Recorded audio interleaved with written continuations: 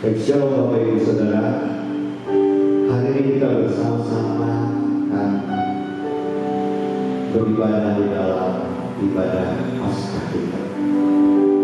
Hari ini kita bersama-sama mengingat kasih Allah yang besar, bahwa pengorbanannya di atas kayu salib, memberi kebebasan, memberi kesembuhan, memberi perlindungan buat kita, akan menjadikan kita anak-anak yang telah dipindahkan dari alam maut menuju kepada kehidupan. Kita bersama-sama menaikkan sembah kepada Tuhan, sebab hanya Dia Allah yang layak dengan segala pujian. Yesaya 53 berkata, sebagai taruk yang tumbuh di hadapan Tuhan dan sebagai tunas dari tanah kering, Ia tidak tampan dan semarangnya pun tidak ada sehingga kita mengganti, dan rupa pun tidak sehingga kita menginginkan. Ia dihina dan dihindari orang, seorang yang penuh kesengsaraan dan yang biasa menderita sakit.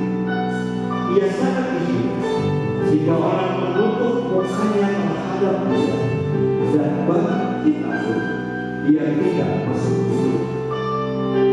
Tapi sesungguhnya penyakit kita yang ditanggung dan kesengsaraan yang dipikul.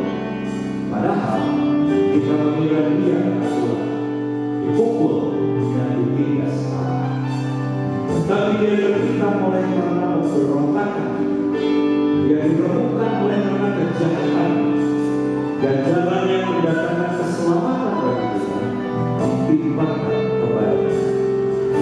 Dan oleh hidupnya kita menjadi sembuh. Hanya Dia yang layak dipuji, hanya Dia yang layak terima segala pujian. Oleh karena itu mari nyatakan hormat kepada Dia, karena Dia telah mati untuk kita dan Dia berkorban. Ya Yesus, selamat di bagiku. Ya Tuhan, selamatkan jiwaku. Bagi Dia pujianku, tak dapat ku balas kasih-Nya. Biarkanku jadi anak-Nya, damai di dalam hidupku. Bagi Dia sebabku, hanya Dia segalanya bagiku. Bagi Dia segala pujian, hormat serta syukur, Engkau selamanya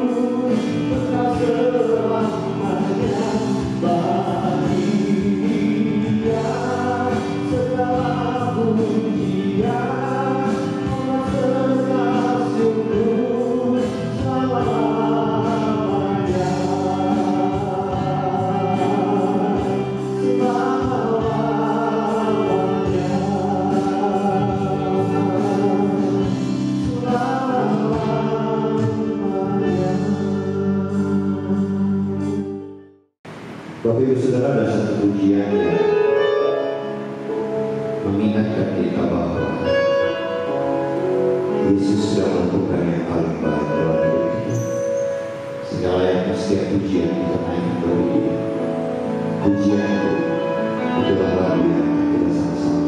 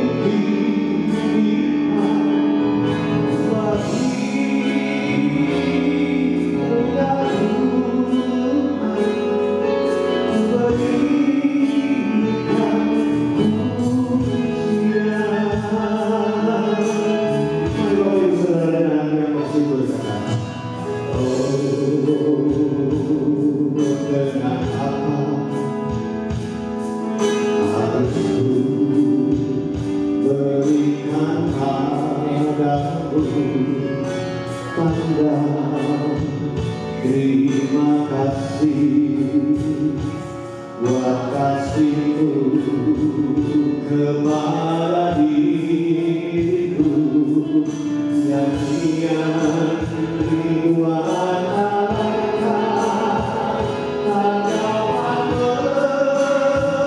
melukiskannya. Segala yang aku miliki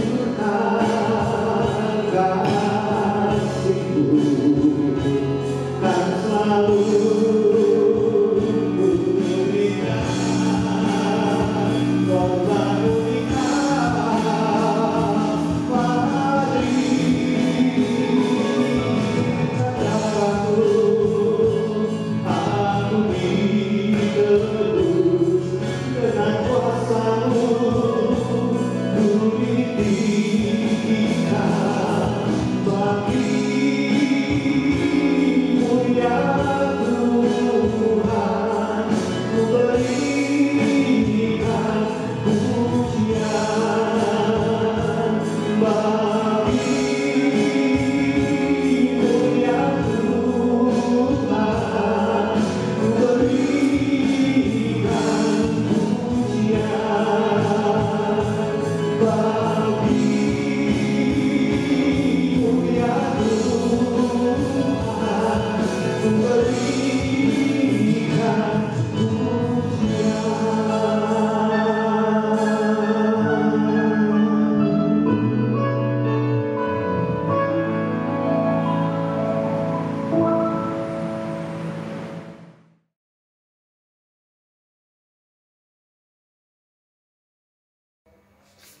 Selamat pagi, Shalom, salam sejahtera buat kita semua, Jemaat Bethlehem yang terkasih dimanapun berada, baik yang ada di rumah bersama dengan keluarga, maupun ada di perjalanan atau dalam pekerjaan.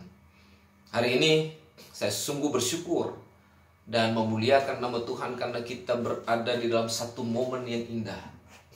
Momen di mana kita boleh menikmati satu kehangatan bersama dengan Tuhan, di mana kita dapat merasakan kasih Tuhan yang luar biasa dalam kita memperingati kematian Yesus di atas kayu salib. Hari ini adalah Jumat Agung, dan ini diperingati oleh semua orang Kristen yang ada di seluruh dunia, di mana mereka memperingati peristiwa yang mulia, peristiwa yang teragung, yang terjadi di ribuan tahun yang lalu berkaitan dengan Kristus mati di atas kayu salib. Oleh sebab itu, sebelum kita mendalami bagian ini, saya rindu kita bersama-sama berdoa, menundukkan kepala, dan kita mohon pimpinan Tuhan untuk beserta dalam firman Tuhan pada pagi hari ini. Kita tunduk kepala, kita berdoa. Terpujilah Engkau Tuhan Bapa Surgawi yang kami muliakan, agungkan di dalam Yesus Kristus. Kami bersyukur karena kesempatan pagi hari ini kami boleh kembali disatukan oleh Tuhan dalam live streaming ini, untuk kami dapat bersama-sama menikmati sukacita yang luar biasa yang Tuhan boleh beri bagi kami dalam kami boleh beribadah bersama-sama. Kami berdoa Tuhan menolong hati kami, hidup kami, supaya terus terarah kepada Tuhan. Di dalam nama Yesus kami siap mendengarkan dan mendalami firman Tuhan. Terangi hati dan jiwa kami, supaya kami lebih mengenal Engkau lebih dalam. Di dalam nama Yesus Kristus kami berdoa dan bersyukur. Haleluya. Amin. Saudara-saudara yang saya kasihi dalam Tuhan, kita perlu memahami 3 sebab orang dia menderita. Ya. Yang pertama adalah orang yang menderita karena kesalahannya sendiri. Mereka menuai apa yang mereka telah tabur sebelumnya. Contoh misalnya, ketika orang mencuri, ya, apa yang dia lakukan itu akan berdampak buruk dalam hidupnya. Dan suatu waktu ketika dia betul-betul tidak ada di dalam kasih Tuhan dan dia melakukan hal yang sama, dia akan menuai apa yang dia taburkan, apa yang dia lakukan. Apapun itu, tidak hanya mencuri, kejahatan apapun, kita pasti akan menuai sesuatu yang berbahaya di dalam hidup kita. Yang kedua, kalau kita sadari, orang yang menderita itu adalah orang yang menderita karena perlakuan dari orang lain. Dia merusak moral hidup kita, dia menghancurkan hidup kita, dan dia melakukan hal-hal yang sungguh-sungguh membahayakan orang lain, seperti mengkambing hitamkan, memfitnah, dan merusak nama baik. Dan ini juga sangat berbahaya dan tidak dibenarkan hal-hal demikian untuk mengambil keuntungan di dalamnya. Saudara-saudara yang saya kasih dalam Tuhan, yang ketiga, orang yang menderita itu, yang ketiga adalah ada juga yang menderita karena rela. Nah, ini berbeda dengan 1 dan 2 tadi yang saya sampaikan kepada saudara. Dia rela dan berinisiatif sendiri untuk menggantikan orang yang dia kasihi.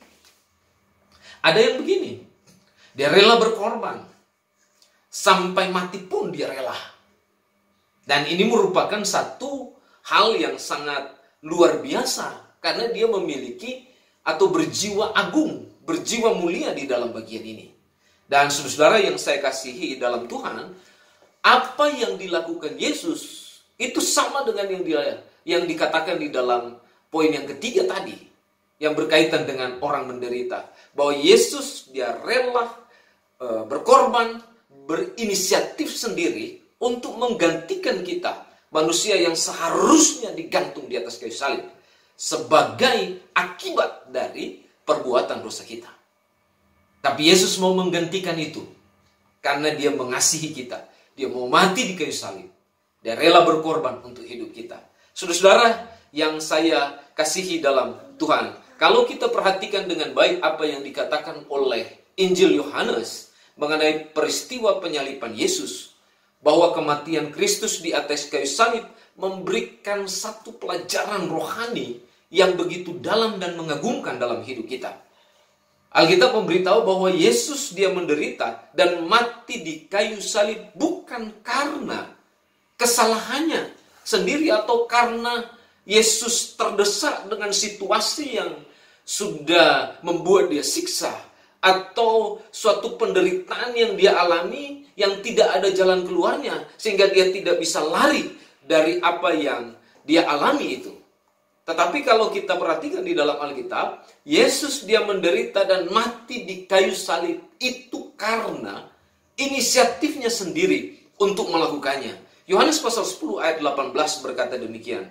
Artinya bahwa dia menggantikan tempat saudara dan saya menjadi terkutuk di salib. Dia menggantikan hidup kita untuk memberikan kehidupan yang layak dalam hidup kita. Dia menggantikan hidup kita supaya kita beroleh jaminan di dalam Dia. Salib adalah tempat perkataan teragung yang diucapkan oleh Yesus. Salib adalah tempat perkataan kemenangan diungkapkan oleh Yesus. Salib adalah tempat ucapan keadilan disampaikan oleh Yesus. Itulah sebabnya ketika dia tergantung di atas kayu salib, dia berkata bahwa sudah selesai. Ini ucapan yang luar biasa, mengandung makna yang sangat dalam, memberi arti yang tidak dapat dibandingkan dengan apa yang sudah terjadi sebelum-sebelumnya dan mungkin sesudahnya. Itulah sebabnya kalau kita perhatikan di dalam bagian ini, istilah sudah selesai yang dipakai oleh Yohanes di dalam Yohanes pasal 19 ayat 30 ini adalah diterjemahkan telah selesai atau sudah genap, tuntas. Kalau saya pakai istilahnya adalah it's done, ya, atau sesuai yang direncanakan. Dan ada lain terjemahan pribadi yang saya ingin sampaikan pada saudara berhubungan dengan sudah selesai adalah kata sempurna. Ya, kata sempurna. Karena kata ini bermakna sangat dalam bagi saya dan saudara, yaitu bahwa utang dosa kita sudah dibayar penuh oleh Kristus. Berarti semua kesempurnaan sudah diselesaikannya di atas kayu salib. Semua hal yang berkaitan dengan hidup kita sudah dia selesaikan di atas kayu salib. Saya boleh menggambarkan dalam bagian ini sama seperti seorang pelukis ketika dia melukis atau menggambar sesuatu dan sesuai dengan rencananya, sesuai dengan keinginannya, dan sesuai dengan imajinasi yang ada di dalam hidupnya. Dan ketika dia selesai melukisnya, dia pasti akan berkata, sudah selesai. Berarti apa kalau sudah selesai? Semua sesuai dengan apa yang menjadi kerinduannya. Dan semua itu baginya kalau seorang pelukis, walaupun itu di pemandangan orang lain tidak baik, tetapi itu akan dikatakan sempurna baginya. Saudara-saudara, intinya dalam bagian ini saya ingin memberitahu kepada saudara bahwa kematian Yesus Kristus di atas kayu salib adalah menyelesaikan satu gambaran, lukisan yang dikerjakan Allah selama berabad-abad. Apa itu? Menyelesaikan dosa manusia. Melalui peristiwa agung ini, kita dapat memahami bahwa Allah menuntaskan semuanya. Allah telah menyempurnakan semuanya. It's done. Ya? Pertanyaannya bagi kita adalah, apa yang Allah selesaikan dan tuntaskan dan sempurnakan di dalam Yesus Kristus? Dia mati di atas kayu salib. Apa kira-kira? Kalau kita lihat di dalam Yohanes pasal 3 ayat 14 dan pasal 8 ayat 28 dan 12 ayat 32, dan kita lihat apa yang dikatakan di dalam Yohanes pasal 19 ayat 30, kata sudah selesai di situ, menyelesaikan, menggenapi, menuntaskan semua nubuat dalam perjanjian lama. Itu artinya bahwa yang Yesus selesaikan, tuntaskan, dan sempurnakan dalam hidup Yesus di atas kayu salib adalah semua nubuat dalam perjanjian lama sudah disempurnakan oleh Tuhan. Saudara-saudara yang saya kasih dalam Tuhan, jemaat Bethlehem yang terkasih, ada banyak nubuat dalam PL atau dalam perjanjian lama mengenai Yesus menjadi manusia. Dia mengalami penderitaan, dia mengorbankan darahnya ditumpahkan, dan bahkan ia mati di kayu salib. Banyak gambaran yang dijelaskan dalam perjanjian lama, seperti misalnya yang dijelaskan di dalam pasal 1 ayat 29 dalam kitab Yohanes, berhubungan dengan anak domba yang disembelih, sama seperti yang dipersembahkan oleh Abraham di atas bukit Moria, yaitu Ishak sebagai bukti ketaatannya kepada Allah. Tidak hanya itu, berkaitan dengan nubuatan-nubuatan yang ada di dalam perjanjian lama, seperti bait Allah diruntuhkan dalam pasal 2 ayat 19 dalam kitab Yohanes, atau Injil Yohanes kita boleh melihat bagian itu, atau ular yang ditinggikan dalam pasal 3 ayat 14 dalam Injil Yohanes. Sebelum pasal 19 ini disampaikan dan kita bisa bandingkan dengan Bilangan pasal 21 ayat 4-9 berkaitan dengan ular yang ditinggikan. Saudara yang saya kasihi dalam Tuhan, gambaran-gambaran ini menegaskan bahwa Yesus Kristus menggenapi semua nubuatan dengan sempurna di atas kayu salib. Bukan suatu kebetulan, tetapi ini merupakan satu ketetapan Allah yang harus dia kerjakan dan taati untuk menyelesaikan semua hal yang sudah dinubuatkan dalam perjanjian lama. Saudara yang saya kasih dalam Tuhan, Alkitab berkata bahwa dia tidak hanya sekedar dibunuh. Yesus dengan sukarela, dia menyerahkan dirinya digantung di atas kayu salib untuk kita.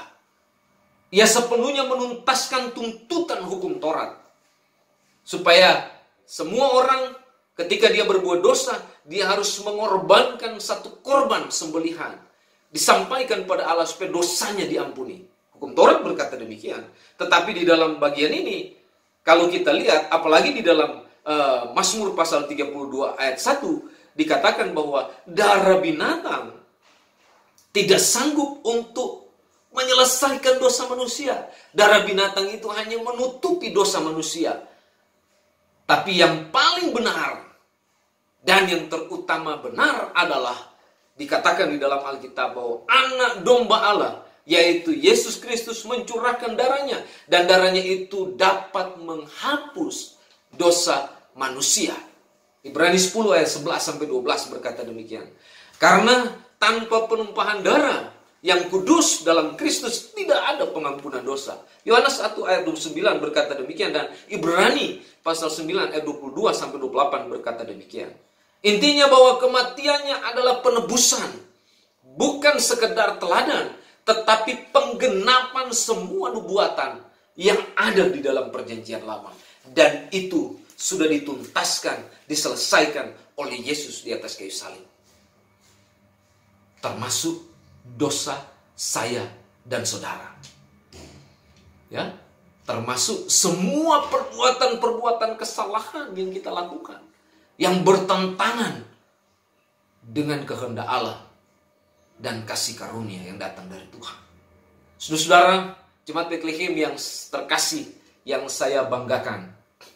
Yang kedua, kalau kita perhatikan di dalam bagian ini, apa yang diselesaikan, dituntaskan atau disempurnakan oleh Yesus di atas kayu salib. Pertama tadi kita sudah mendengar semua nubuat dalam perjanjian lama digenapi, termasuk korban sembelihan.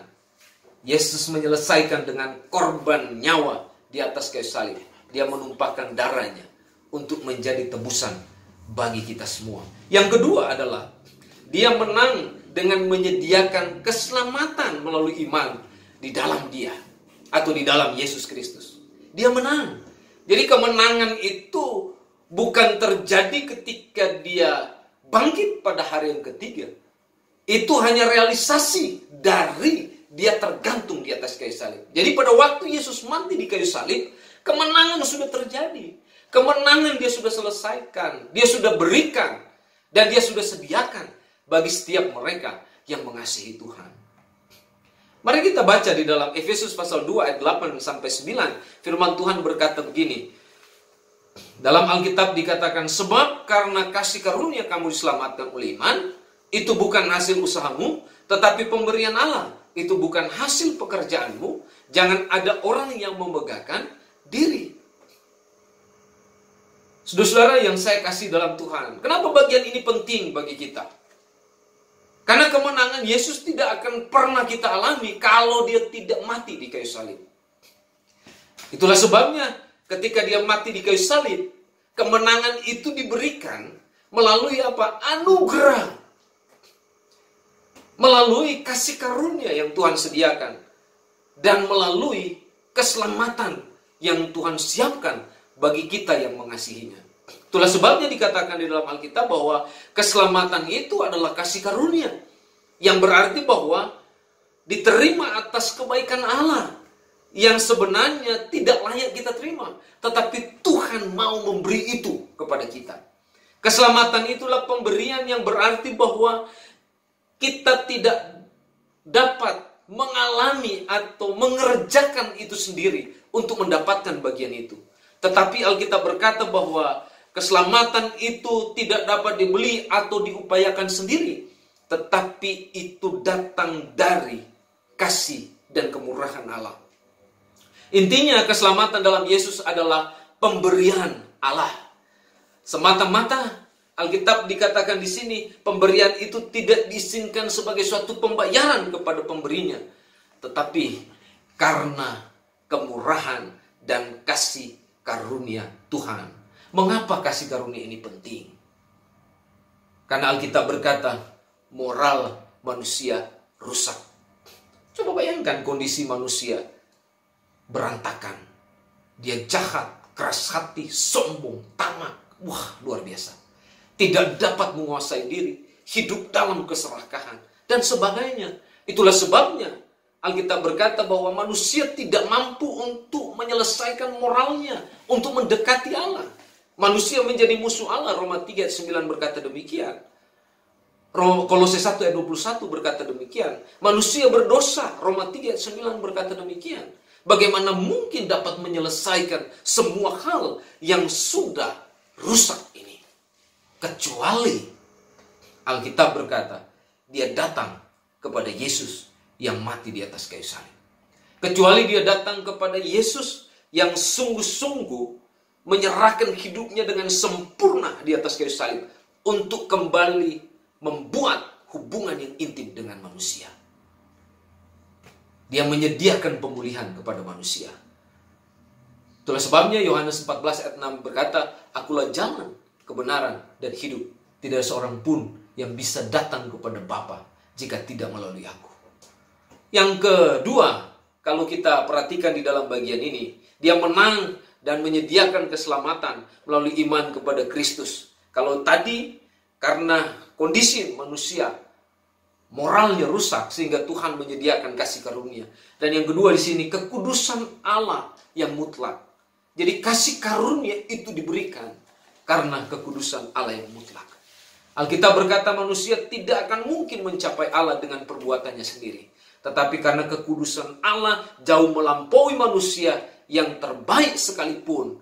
Itulah sebabnya Allah, kata Alkitab, Dia membungkukkan dirinya kepada manusia dalam kasih karunia. Artinya bahwa Dia mau menyediakan kesempatan kepada manusia melalui kekudusan yang Allah setelah kerjakan di dalam hidupnya.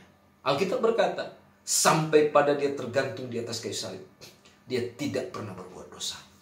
Dan inilah yang menjadi kekuatan yang luar biasa dalam kehidupan orang-orang yang mengasihi Tuhan. Saudara yang saya kasihi dalam Tuhan, kalau kita sudah tahu bahwa yang diselesaikan, dituntaskan, disempurnakan oleh Yesus di atas kayu salib adalah semua nubuat dalam perjanjian lama digenapi. Yang kedua, dia menang dan menyediakan keselamatan melalui iman dalam Kristus Yesus. Pertanyaannya bagi kita sekarang untuk menjawab dua poin ini adalah bagaimana kita menyikapi kasih karunia dan keselamatan disediakan Allah di dalam Yesus Kristus melalui kayu salib. Bagaimana caranya? Yang pertama adalah kita harus beriman kepada Kristus. Terus bertobat. Minta ampun kepada Tuhan. Dan undang dia masuk dalam hidup kita. Itu berarti bahwa kita menerima Yesus sebagai Tuhan dan Juru Selamat secara pribadi.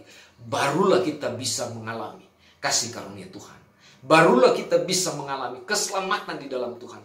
Barulah kita bisa mengalami yang namanya kita hidup dalam anugerah Tuhan. Barulah kita beroleh keselamatan yang kekal. Dan nama kita tercatat di buku kehidupan. Yang kedua, Alkitab berkata di sini, bagaimana kita menyikapi keselamatan yang disediakan oleh Yesus di atas kayu salib. Alkitab berkata bahwa kita harus tetap menjaga kemurnian iman kita kepada Yesus. Kita perlu membiasakan diri dalam kebenaran, ya, menjaga kekudusan hidup kita, mempraktekkan kasih, wajib mengampuni dan rela berkorban. Ini cara yang luar biasa yang Yesus sudah buktikan sehingga dia mampu menyelesaikan semua perkara dalam hidup kita dan dia memberikan pengampunan dalam hidup kita. Dan yang ketiga adalah Alkitab berkata bahwa sebagai orang percaya jangan coba-coba kita bermain-main dengan dosa. Ingat, kondisi moral manusia itu berantakan. Seperti yang saya sampaikan tadi, keras hati, sombong, jahat, tamak, tidak dapat menguasai diri, hidup dalam keserakahan dan sebagainya. Kalau kita berbalik, mencoba masuk dan mengambil bagian di dalamnya, itu berarti bahwa kita telah menyakiti hati Tuhan. Tuhan tidak berkenan dengan itu. Tuhan mau kita kembali ke poin 2. Supaya kita dapat menjaga kemurnian iman kita. Dengan apa? Kita melakukan kebenaran. Kita membiasakan diri untuk bisa melakukan hal-hal yang berkenan kepada Tuhan. Itulah sebabnya Alkitab bilang, pikirkanlah hal-hal yang di atas, bukan yang di bawah. Yang di atas itu apa? Yang menyenangkan, yang membahagiakan. Ya, kalau kita lihat di dalam Filipi pasal 2, ya, kita akan temukan di dalam ayat 8 dan 9. Coba kita buka sejenak bagian itu supaya bisa menolong kita untuk memahami apa yang dikatakan oleh Alkitab, ya, supaya kita tahu apa yang disampaikan oleh kebenaran firman Tuhan. Maaf, Filipi pasal 4 ayat 8 dan 9. Jadi akhirnya saudara-saudara, semua yang benar, semua yang mulia, semua yang adil, semua yang suci, semua yang manis, semua yang sedap didengar, semua yang disebut kebajikan dan patut dipuji, pikirkanlah semuanya itu. Dan apa yang telah kamu pelajari dan apa yang telah kamu terima dan apa yang telah kamu dengar dan apa yang telah kamu lihat padaku, lakukanlah itu, maka Allah sumber damai sejahtera akan menyertaimu. Itu yang harus saudara lakukan. Jangan coba-coba bermain-main dengan dosa. Karena saudara bermain dengan dosa berarti saudara sedang menempatkan iblis untuk berpijak di hatimu. Tuhan tidak senang. Dan Tuhan akan menghukum setiap orang yang melakukan hal yang berdosa di hadapan Tuhan. Saudara yang saya kasih dalam Tuhan, kesimpulannya bagian ini berkata, kematian Kristus membuktikan bahwa segala sesuatu di bawah kolong langit ini sudah selesai. Dan setiap orang yang percaya kepada yang menyelesaikan di atas kayu salib, yaitu Yesus Kristus, dia beroleh hidup yang kekal. Jadi kematian Yesus Kristus di atas kayu salib adalah untuk memberikan kemenangan, kekekalan, dan sukacita sorga dalam hidup kita. Tuhan memberkati kita semua. Kita tunduk kepala, kita berdoa. Tuhan Yesus, terima kasih atas kesempatan Jumat Agung ini. Kami boleh datang bersama-sama merendahkan diri di hadapan-Mu untuk menikmati kebenaran firman Tuhan. Meteraikan apa yang sudah kami dengar dan jadi perenungan kami pada malam hari ini. Biar kiranya bagian ini akan nolong kami untuk kami mengerti secara benar bahwa segala sesuatu sudah Engkau selesaikan di atas kayu salib. Tugas kami adalah kami harus sungguh-sungguh percaya kepada Engkau dan menjaga kemurnian iman kami kepada Engkau. Dan kami tidak boleh melakukan dosa apapun yang memberi pijakan bagi iblis untuk merusak jiwa kami, sehingga kondisi moral kami tidak berkenan pada Engkau. Itulah sebabnya kami serahkan hidup kami ke dalam tangan-Mu. Tuhan berkenan memberkati dan menolong kami supaya kami tetap berpaut dan bergantung kepadamu. Biarlah di Jumat Agung ini Tuhan, kami akan terus menjaga kehidupan kami untuk senantiasa berkenan kepada Engkau. Berkati semua jemaat Bethlehem dimanapun mereka berada. Berkati keluarga mereka, berkati segala pekerjaan, usaha bisnis mereka, dan berkati pergumulan-pergumulan hidup mereka. Baik berat, ringan, atau apapun, kiranya tangan Tuhan yang penuh kasih akan menopang dan menyertai hidup mereka. Terima kasih banyak Bapa Surgawi. Terpujilah nama-Mu, dalam nama Yesus kami berdoa dan mengucap syukur. Haleluya. Amin. Terima kasih saudara-saudara sudah mendengarkan siaran live streaming hari ini, di mana kita boleh memperingati Jumat Agung atau peristiwa kematian Yesus Kristus di atas kayu salib. Kiranya apa yang kita sudah lakukan hari ini dapat memuliakan nama Tuhan, menyenangkan nama Tuhan, dan membawa kita untuk lebih erat dalam kebersamaan, di mana kita sebagai jemaat Bethlehem, kita harus senantiasa saling mengasihi, saling melayani, dan menjaga kehidupan kita untuk berkenan kepada Tuhan. Tuhan memberkati kita semua, dan terima kasih untuk kesediaannya mendengarkan firman.